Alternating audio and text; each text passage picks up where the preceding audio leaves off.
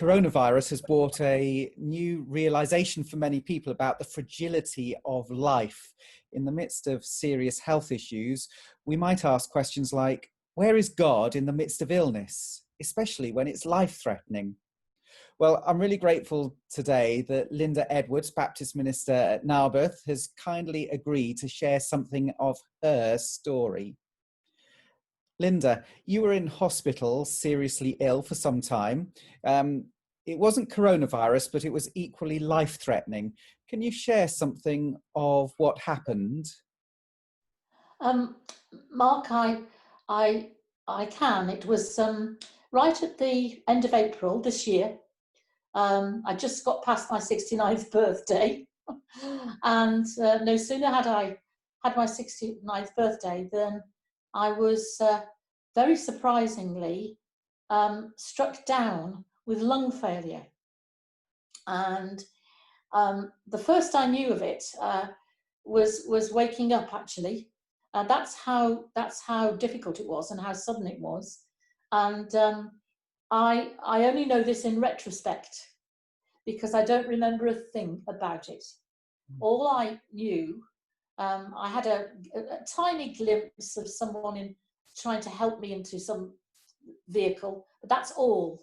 And I woke up almost 2 weeks later, having put in an induced coma. And the doctor told me that I'd had severe lung failure. They'd found a shadow on the lung, but it wasn't COVID. They tested me twice and it wasn't COVID. And I woke up with about 12 tubes in me. All kinds of things going on up my nose and my neck, a tracheotomy. The first I knew of it was coming round, as it were. That was my external experience anyway. So I can't tell you much about it, except the suddenness was shocking for my husband and for everybody around me. I didn't expect it, and neither did they. And for a while, it was touch and go about whether you would survive. Indeed, that's what I learned in retrospect, yes. Even in the ambulance, they couldn't get oxygen down me quick enough. The doctor at the Withybush Hospital in Haverfordwest, Dr. Hassan, I think it was, he told me that twice they thought I'd gone or almost lost me. They rang my husband Phil to tell him to, well, they tried to be delicate, but he forced them to give him something definite, as he would, and they said, get prepared for the worst. Yeah. Now, we believe that God is with us in all circumstances. How did you experience the presence of God with you in that time? Well, I don't know when it was, Mark. I can't give you a time on it, because, as I say, I was they induced the coma because I was very restless and they needed to try and save me. But somewhere in that 12 days that I was under the influence, I had an experience which I will never, ever forget. No way. In this experience, there came a very dark, dark is not the word. It was so black. I've never seen blackness like it. It was like thick black velvet, deep, but I knew it was a tunnel. I knew it was a long, long tunnel. And this was all going on in my head while my body was unconscious. And I looked down this tunnel and I thought, oh, that doesn't look too good. But right at the end of the tunnel, there was a tiny, almost invisible, but tiny flickering light. And I concentrated on it and thought, I wonder what that is. The more I concentrated on it, the more it started to gradually, very, very gradually, move towards me. And I realized it was getting slightly bigger as it moved. Until finally, after what seemed a long, long time, I began to recognize it as a candle flickering. And as it got nearer and nearer, the whole place was flooded with light. And I said in my head, as it were, Lord, Lord Jesus, is that you? I didn't know. I mean, there are many lights in the world, and I'm not used to these experiences. So I asked whether it was him. Now, what happened next, I feel, was for me, and for me personally. And he answered me in Greek, you know, New Testament Greek. I'm the light of the world.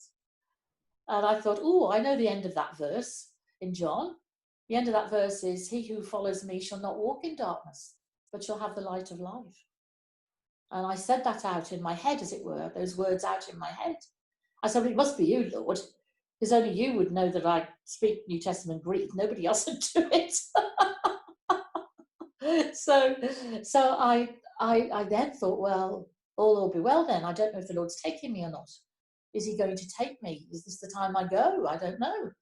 But into my conscious sort of thinking came the idea that I had a choice. No words, just that I had a choice. And so I said to the Lord in my head, Lord, if I have a choice, may I go back, please? I want to go back to my husband Phil and the fellowship that I represent. And if I have a choice, I'd love to do that. The next thing I know, there's somebody stroking my right hand. And I know they were stroking my right hand because warmth filled my body. And I could feel this lovely touch on my right hand. When I became conscious, I tried to find out who'd done that act. I thought it was a nurse. But none of the nurses said it was them. They said, we don't do that kind of thing. So don't. I mean, I don't know. Was it an angel? Was it my imagination? I haven't a clue. I was just very, very pleased that somebody stroked my hand. A very clear sense in those moments, with hindsight, of the presence of God with you. Absolutely. I have no doubt that in some mystical way the Lord came to me. And it was extraordinary. For me, it was extraordinary that he would try and identify himself. Every week I studied the scriptures in the Greek to check what the range of meaning is of some of the words I meet, because I'm not sure. And so it's a common practice I do when I teach. And who else would have quoted that in Greek to me? I mean, come on. But the feeling was the most important thing. The idea that even in the darkest time of my life, there was a flickering light. I will never forget it. Fantastic. And I mean, you're looking very well now. How's your recovery going? Thank you. Well, it was hard graft, Mark. It was very hard graft because nothing worked.